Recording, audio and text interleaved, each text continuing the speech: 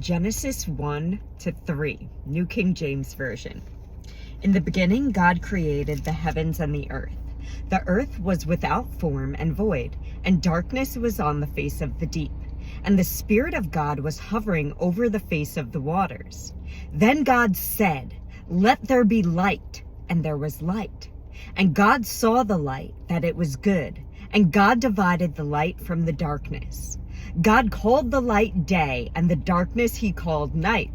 So the evening and the morning were the first day. Then God said, "Let there be a firmament in the midst of the waters, and let it divide the waters from the waters." Thus God made the firmament, and divided the waters which were under the firmament from the waters which were above the firmament. And it was so. And God called the firmament heaven. So the evening and the morning were the second day. Then God said, "Let the waters under the heavens be gathered together into one place, and let the dry land appear." And it was so.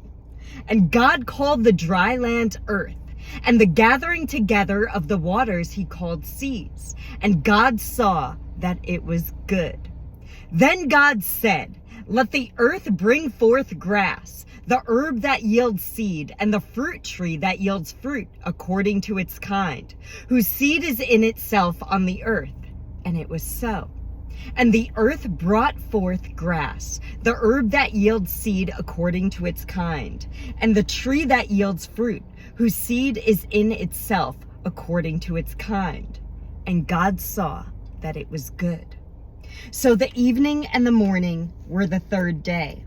Then God said, "Let there be lights in the firmament of the heavens to divide the day from the night, and let them be for signs and seasons, and for days and years, and let them be for lights in the firmament of the heavens, to give light on the earth." And it was so. Then God made two great lights, the greater light to rule the day, and the lesser light to rule the night. He made the stars also. God set them in the firmament of the heavens to give light on the earth, and to rule over the day and over the night, and to divide the light from the darkness. And God saw that it was good. So the evening and the morning were the fourth day. Then God said, "Let the waters abound with an abundance of living creatures, and let birds fly above the earth across the face of the firmament of the heavens." So God created great sea creatures and every living thing that moves, with which the waters abounded according to their kind, and every winged bird according to its kind. And God saw that it was good. And God blessed them, saying, "Be fruitful and multiply, and fill the waters in the seas, and let birds multiply on the earth." So the evening and the morning were the fifth day. Then God said, "Let the earth bring forth the living creature according to its kind, cattle and creeping thing and beasts of the earth, each according to its kind." And it was so. And God made the beast of the earth according to its kind, cattle according to its kind, and everything that creeps on the earth according to its kind. And God saw that it was good. Then God said, "Let us make man in our image, according to our likeness. Let them have dominion over the fish of the sea, over the birds of the air, and over the cattle, over all the earth, and over every creeping thing that creeps on the earth." So God created man in his own image. In the image of God he created him. Male and female he created them. Then God blessed them, and God said to them, "Be fruitful and multiply. Fill the earth and subdue it.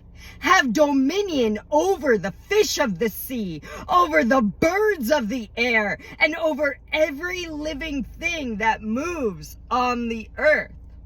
And God said, "See, I have given you every herb that yields seed, which is on the face of all the earth, and every tree whose fruit yields seed. To you it shall be for food. Also to every beast of the earth, to every bird of the air, and to everything that creeps on the earth, in which there is life, I have given every herb for food. And it was so.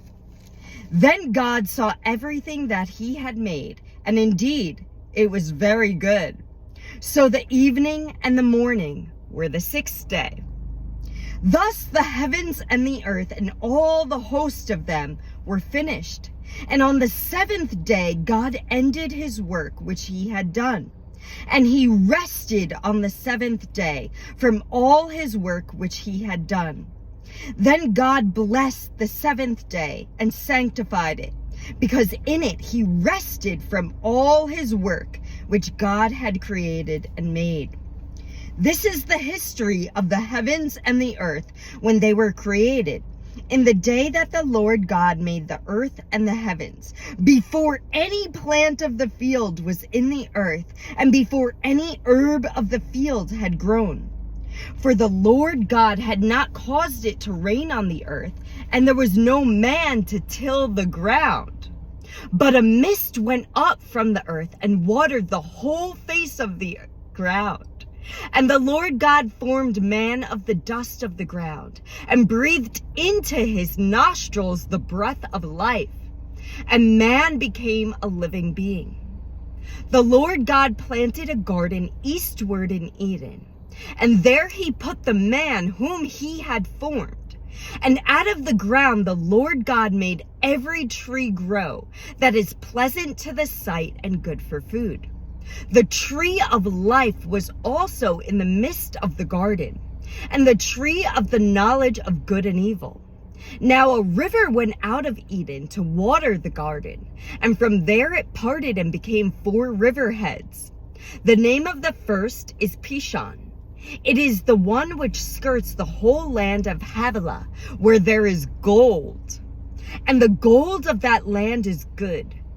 Bdellium and onyx stone are there. The name of the second river is Gihon. It is the one which goes around the whole land of Cush. The name of the third river is Hiddekel. It is the one which goes toward the east of Assyria. The fourth river is the Euphrates. Then the Lord God took the man and put him in the Garden of Eden to tend and keep it. And the Lord God commanded the man, saying, Of every tree of the garden you may freely eat, but of the tree of the knowledge of good and evil you shall not eat, for in the day that you eat of it, you shall surely die. And the Lord God said, It is not good that man should be alone. I will make him a helper comparable to him. Out of the ground the Lord God formed every beast of the field and every bird of the air, and brought them to Adam to see what he would call them. And whatever Adam called each living creature, that was its name. So Adam gave names to all cattle, to the birds of the air, and to every beast of the field. But for Adam there was not found a helper comparable to him. And the Lord God caused a deep sleep to fall on Adam, and he slept. And he took one of his ribs and closed up the flesh in its place. Then the rib which the Lord God had taken from man he made into a woman, and he brought her to the man. And Adam said, This is now bone of my bones and flesh of my flesh. She shall be called woman, because she was taken out of man. Therefore a man shall leave his father and mother and be joined to his wife, and they shall become one flesh. And they were both naked, the man and his wife, and were not ashamed. Now the serpent was more cunning than any beast of the field which the Lord God had made. And he said to the woman, Has God indeed said, You shall not eat of every tree of the garden? And the woman said to the serpent, We may eat the fruit of the trees of the garden, but of the fruit of the tree which is in the midst of the garden, God has said, You shall not eat it, nor shall you touch it, lest you die. Then the serpent said to the woman, You will not surely die, for God knows that in the day you eat of it, your eyes will be opened, and you will be like God, knowing good and evil." So when the woman saw that the tree was good for food, that it was pleasant to the eyes, and a tree desirable to make one wise, she took of it and ate. She also gave to her husband with her, and he ate. Then the eyes of both of them were opened, and they knew that they were naked. And they sewed fig leaves together and made themselves coverings. And they heard the sound of the Lord God walking in the garden in the cool of the day. And Adam and his wife hid themselves from the presence of the Lord God among the trees of the garden. Then the Lord God called to Adam and said to him, "Where are you?" So he said, "I heard your voice in the garden, and I was afraid because I was naked, and I hid myself." And he said, "Who told you you were naked? Have you eaten from the tree of which I commanded that you should not eat?" Then the man said, "The woman whom you gave to be with me, she gave me of the tree, and I ate." And the Lord God said to the woman, "What is this you have done?" The woman said, "The serpent deceived me, and I ate." So the Lord God said to the serpent, "Because you have done this, you are cursed more than all cattle, and more than every beast of the field. On your belly you shall go, and you shall eat dust all the days of your life. And I will put enmity between you and the woman, and between your seed and her seed. He shall bruise your head, and you shall bruise his heel." To the woman he said, "I will greatly multiply your sorrow and your conception. In pain you shall bring forth children. Your desire shall be for your husband, and he shall rule over you." Then to Adam he said, "Because you have heeded the voice of your wife, and have eaten from the tree of which I commanded you, saying, 'You shall not eat of it,' cursed is the ground for your sake. In toil you shall eat of it all the days of your life. Both thorns and thistles it shall bring forth for you, and you shall eat the herb of the field. In the sweat of your face you shall eat bread, till you return to the ground. For out of it you were taken. For dust you are, and to dust you shall return." And Adam called his wife's name Eve, because she was the mother of all living. Also for Adam and his wife the Lord God made tunics of skin, and clothed them. Then the Lord God said, "Behold, the man has become like one of us, to know good and evil. And now, lest he put out his hand and take also of the tree of life and eat and live forever." Therefore the Lord God sent him out of the Garden of Eden to till the ground from which he was taken. So he drove out the man, and he placed cherubim, I know I'm saying that wrong, I'm sorry. Cherubim? I forget how to say that. At the east of the Garden of Eden, and a flaming sword which turned every way to guard the way to the tree of life.